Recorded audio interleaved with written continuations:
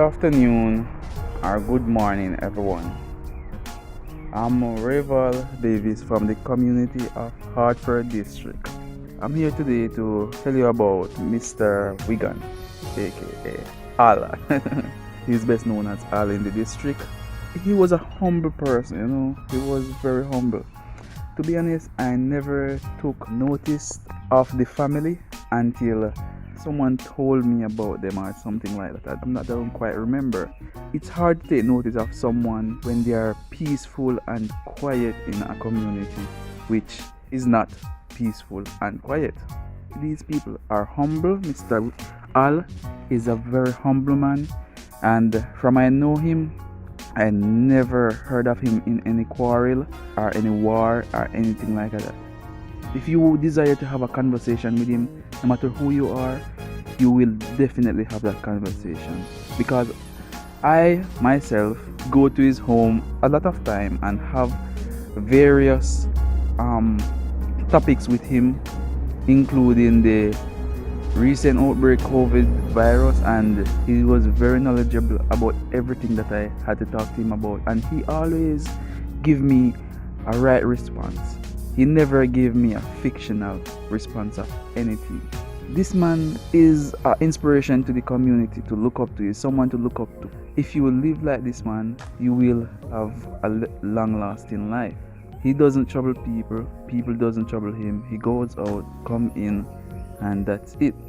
He loves his family. He loves everyone he comes across, and he just show pure love in the community. He even helped out a lot of people in various needs and so forth. Remembering him is very easy right now because of the good that he has done in the community. May his soul rest in peace, and sir, you will be forever missed. Rest now in God's arms until we shall meet again. Thank you.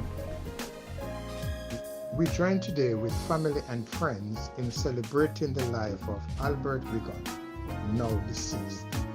He was affectionately called Al, Uncle Al, Wiggy, and Wiggan. We knew Albert Wiggan for about 15 years, and indeed he lived a reasonable life. It is said that character is the sum total of all our thoughts, words, and deeds. In addition, our ideas and our feelings make up our personality. Albert, in his own right, demonstrated the character traits and personality that have won him the hearts of many.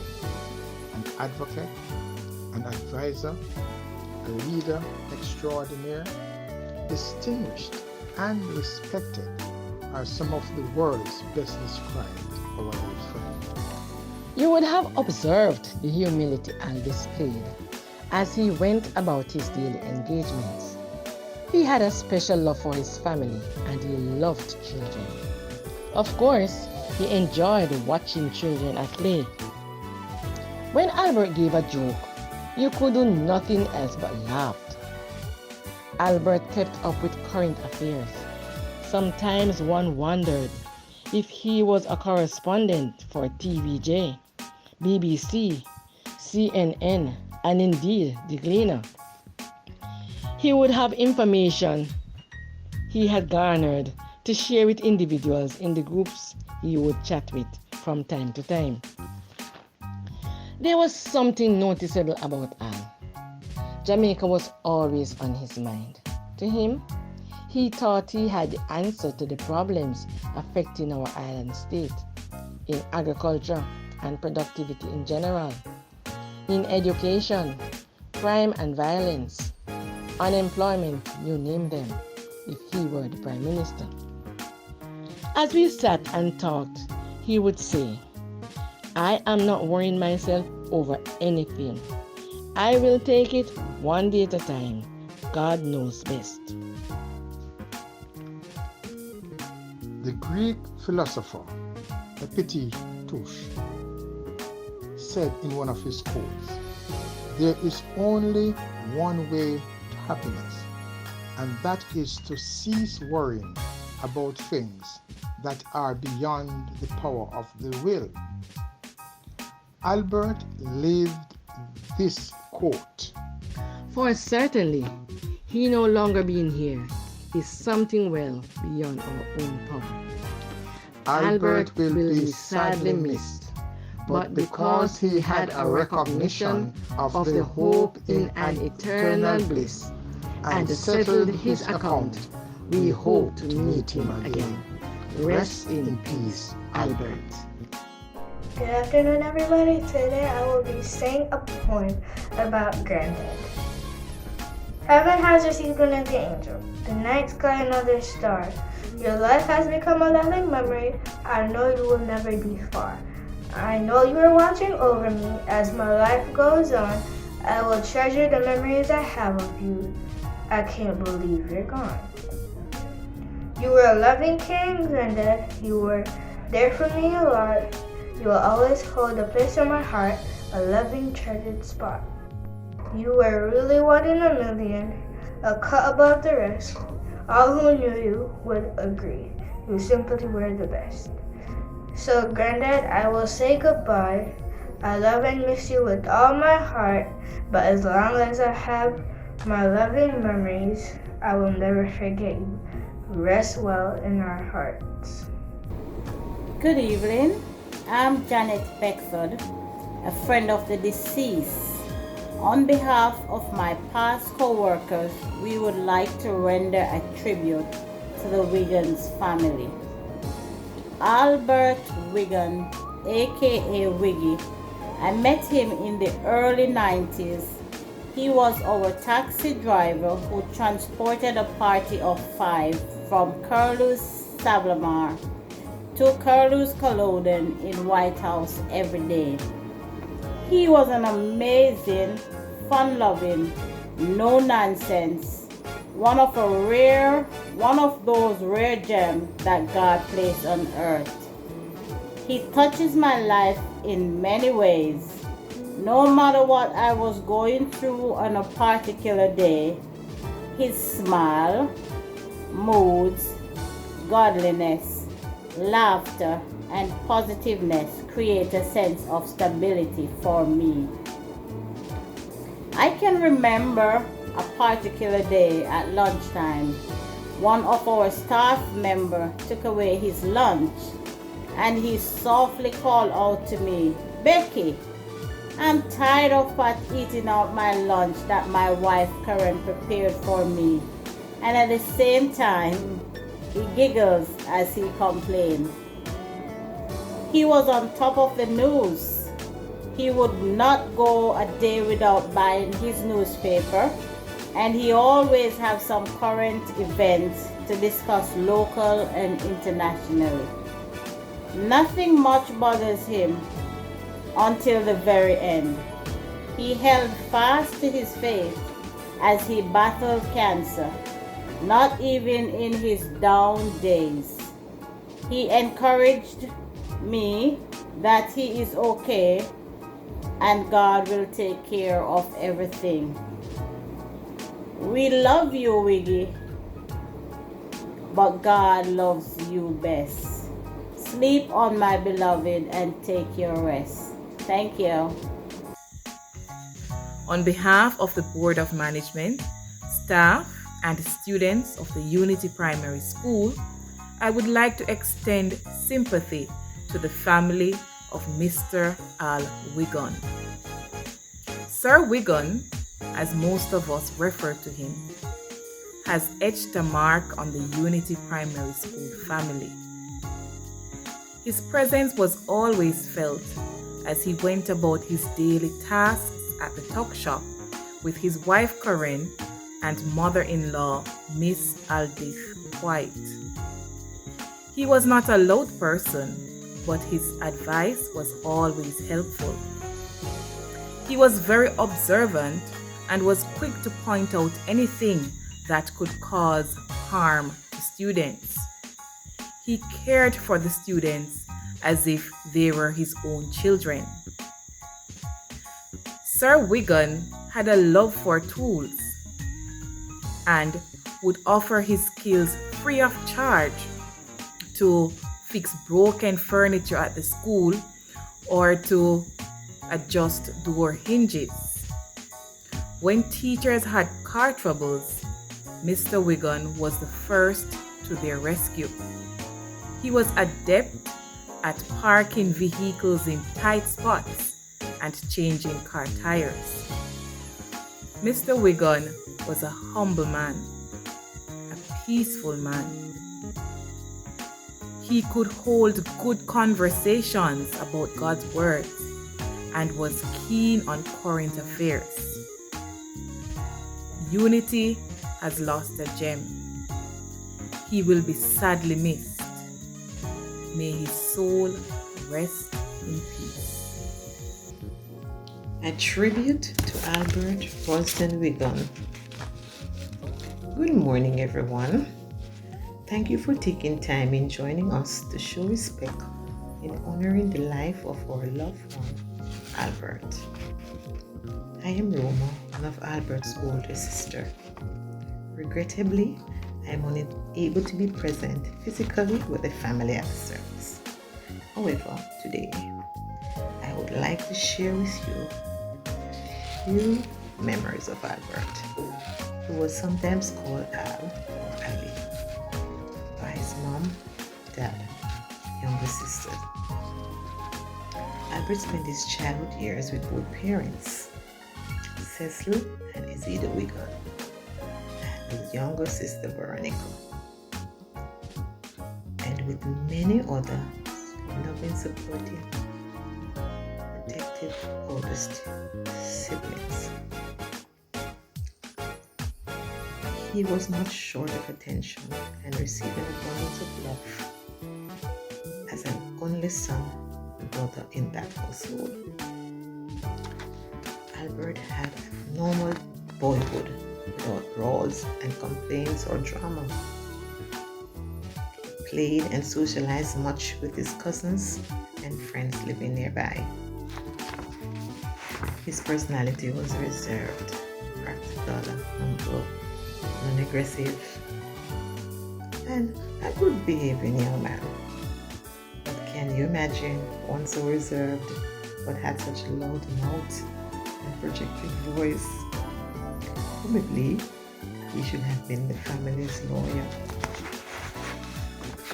Family involvement with the human jokes. As a visiting sibling, I recall those family times in the kitchen. The dining area was our main meeting place. There we had the teas and the jokes, discussions, loud laughter, mainly from our younger sister, who had no qualms about her loud giggling. As a family, we shared and devoured food, which never seems to be short in that household. Their father, my stepdad, was a great food provider, in particular seafood and groceries. We really enjoyed the sumptuous meal prepared by our mother, who was an excellent cook and baker. And he was not a foodie, but had his preferences like puddings and the cakes and pastries. He also liked the crispier part of the rice with gravies. Also, his regular childhood crave were patties, which he called oily bag, and made regular requests when his parents went to serve. During all their camaraderie, personalities were shown as siblings. Albert was a child who was aggressive to the teasing and mouthing of his sister, neater to him. He would rather ignore the vindictiveness and bullying, not wanting to hurt or playfully temper her. Regardless, he held on to his points in the discussions. You know him now, let go. Very defensive. He may not have won. He stood by his points. Didn't care if he was a winner. He will back you if necessary, though. a joke I'll never forget. He would sometimes do little chores around the house, but never wanted to take off certain pieces of clothes from the clothesline. Can you guess what pieces those were? It was so funny, and he would do so with a cynical laugh. Albert grew older and attended high school. His focus was now on the technical aspects of life. Very practical, real and to the point person. He became the family driver at an early age and willingly assisted with emergencies, sicknesses, errands, business, pleasure trips for both families. He got more responsible on the birth of his daughter, Jo. She was the apple of his eyes, his eyeball, and that added more excitement to the family. All his gains were designated to Jo. You could see him always heading to the northeast of his community for his regular visitations. He was a real dad. As mentioned, my brother was reserved and secretive person. I didn't know when he got here.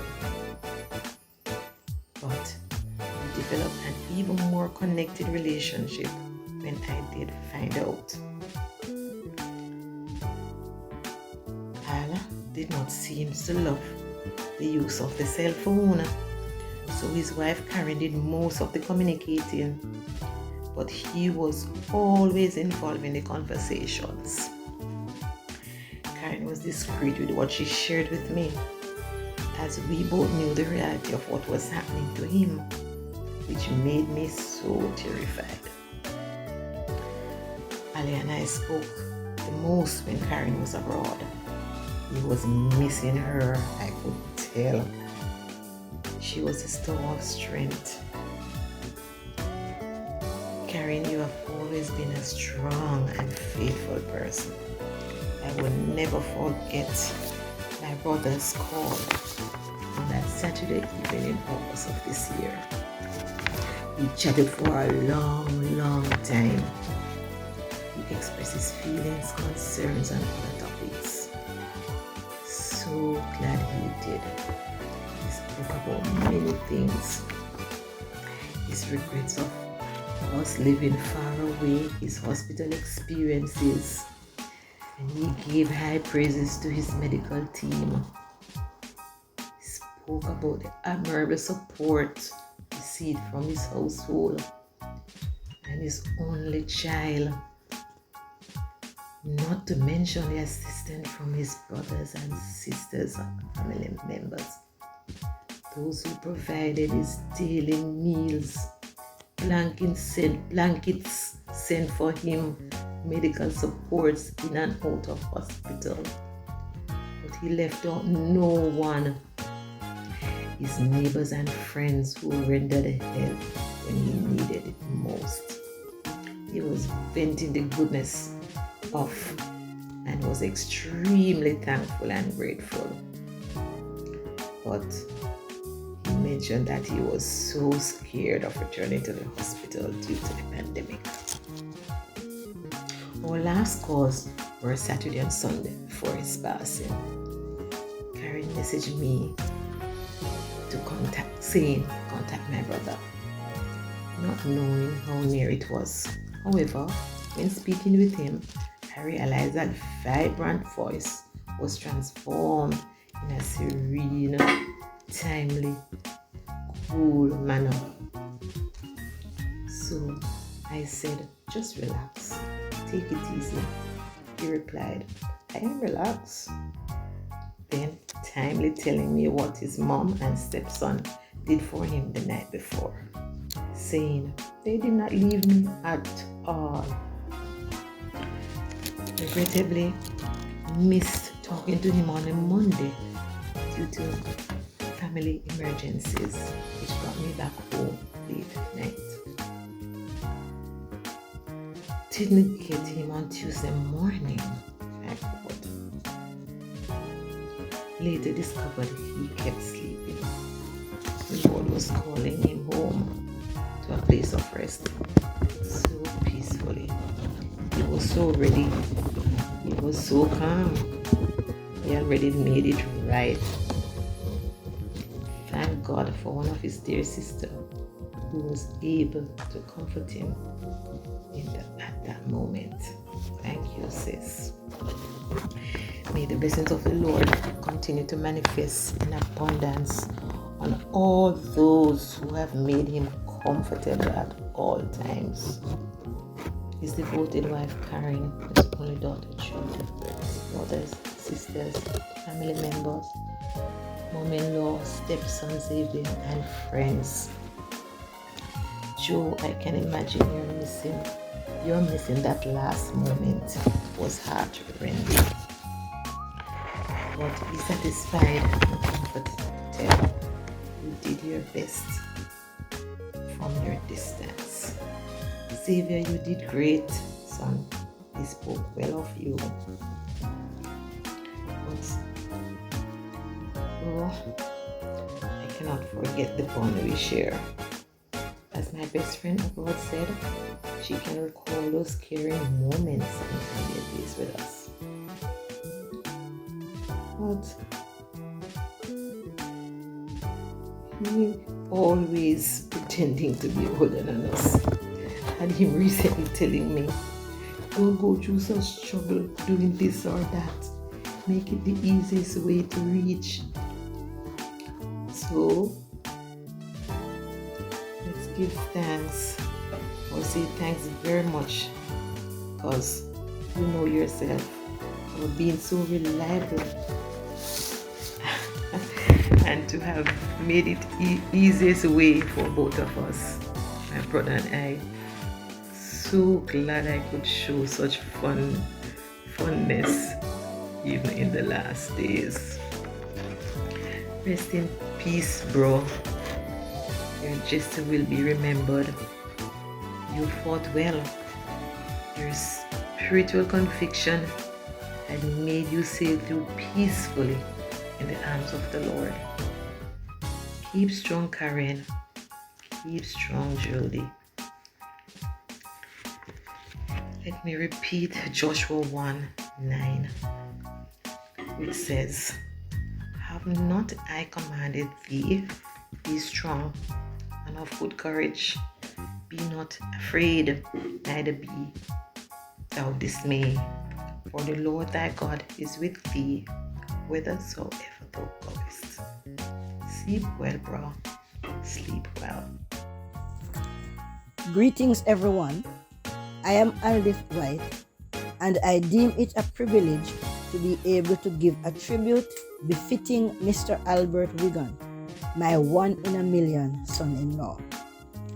Albert Royston Wiggan, referred to as Al or Bert by his wife, Wiggy or Wiggan by his friends, Albert by his siblings, Daddy by his only daughter, Granddad by his 2 step-grandchildren, Sir Al, Sir Wiggan, Mr. Al, Uncle Al by the Unity School family, Wiggan by the immediate members of his household, and Mr. Wiggan by his community members and friends. He was a friend to many, and the age group just did not matter. There was, however, a special place in his heart for children and young men. He loved and respected people even if they didn't share the same opinion as he. Getting the news meant a lot to him, so he read all available newspapers and listened to both local and international newscasts on television. Current affairs was important because that way he could hold a conversation on any topic with anyone. If people made mistakes, Wiggan felt they should be given chances until they were able to make it right. Like Martin Luther King Jr., Wiggan believed that persons should make mistakes and learn from them. make more mistakes, and learn anew. He adored his only daughter, Jody, and spoke much about her. And when Xavier came on board as his stepson, he cared for him much the same way. Wiggan spoke about his siblings with pride. Carlos, his brother, and Roma, Jennifer, Joan, and Ruth, his sisters. He never left out his cousin Dermot, and even Lyndon, who acted like a real relative. Most of these family members pay attention to him in one way or another. We know his parents played an integral role in his upbringing, because even nearing death, he still spoke highly of them, though they predeceased him. Al was a committed family man, and this was demonstrated in the way he treated his wife Karen. He loved her with a passion. Even the night before his passing, when Karen ended a conversation with him on the phone with the words, "I love you, keep your eyes on the prize," his reply was, "I love you more. I am doing just that." When Karen had that terrible accident in the United States some years ago and could hardly help herself, this mother had no real responsibility in giving care. My son-in-law was doctor, nurse, helper, the general caregiver who sat at night and woke early in the morning to make sure she lacked nothing. Sometimes it's when they were sitting in Dr. Frey's office in Montego Bay that Wiggan called because he did not want me to worry. So no wonder Karen went all out to give him the best care possible during his years of illness, even to the point where, still not fully recovered from her injuries, went overseas to work when the cost of medication became overbearing. Although he gave her permission to go, he gave up living 1 month before she was due to come home. During her stay, though, medications were really taken care of.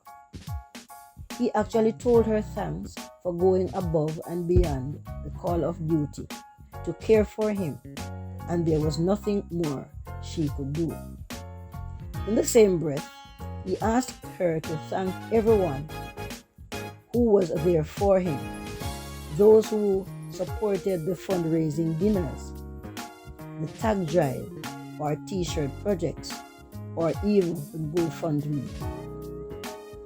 Those who brought something, gave a wave, or shouted a hello on the phone, or when they saw him in the yard or sitting on the veranda, because that was his favorite spot when he could no longer move around. Regards were to be given to the nurses at the Petersfield Health Center, who were faithful in their duty to the end. The nurses and doctors in the oncology department at the Cornwall Regional Hospital, Dr. Crawford, the specialist at oncology, who even called him at home to find out how he was doing. Karen could call doctor at any time, day or night, and he was sure to return the call if he were unavailable. Dr. Crawford even left his phone with Wiggan while he ran the ward. So when Karen called Doctor, Wiggan would answer and say, "Hello, Mrs. Wiggan. Dr. Wiggan here. How may I help you?" That caused a chuckle. Wiggan, in his thanks, also mentioned security, who sent the car through day after day, and those who stood at the door to the ward. He also mentioned Dr. Longmore, his general practitioner, and Dr. McRae, his surgeon, and all the nurses who attended to him at Royal Medical Hospital in Savannah-Lamar. He thanked Annette, one of his caregivers from next door. He gave her his own blessings on her life, the life of her son Dennis, and also on the house she is building. He also could not leave out Mom Jay's and Nuncia's helping hands, who came on board and did what they could. Auntie Marva from Value Drug Pharmacy in Montego Bay, Mrs. Mushet and Mrs. Kelly, and the entire Royal Pharmacy family in Savlamar were highly commended. He made mention of the churches that prayed for him. Not only did Wiggan spoil Karen, but he also spoiled Xavier. Karen went home many times only to find out that the chicken for dinner or the bacon or sausage for breakfast was no longer there because Wiggan gave it away to someone he thought needed it more. This driver loved his bicycle and his cars, and he took extremely good care of them. He learned to drive from he was able to sit on his father's lap and steer, and he drove up to August 2018 when he could no longer manage. During that time, he only experienced 2 mishaps. Once, someone ran into his vehicle, and the other was when he got a ticket for stopping to pick up a sick woman who was unable to breathe or walk properly, and so was standing in an area where the taxis would not stop. He pleaded with the officer, who refused to listen, so he got his first and only traffic ticket. He was satisfied, though, that he was able to assist the woman to the hospital. While he was assisting at the tuck shop, things at school became his concern. He was just a Mr. Fix-It. He watched the teachers' cars in the parking lot and was quick to find out whose vehicle was not parked properly because it had a new, inexperienced driver. He was sure to give that driver some driving tips. If any tire was getting flat, he would also seek out the owner, and if needs be, would change the tire. He was an electrician by profession, but he was a jack of everything, and his customers loved him. As a taxi driver, he was highly regarded by those whom he transported. As a salesman, he sold bread at one time and ice at another. When he finally surrendered his life to the Lord, it was forward ever, backward never. He developed a faith that was second to none, and at the end, he confessed that he was on his way to heaven. This was a motivator for his granddaughter, as she decided she was giving her life to the Lord because she wants to see him again. We say to you, since you gave a little more than you took and tried to fix more than you broke, and since you helped the stranger in the rain and gave a voice to those who could not speak, now that your days down here are through, we are convinced that there's a place up there for people like you. Go in peace and wear a crown with Jesus. You will remain in our hearts forever.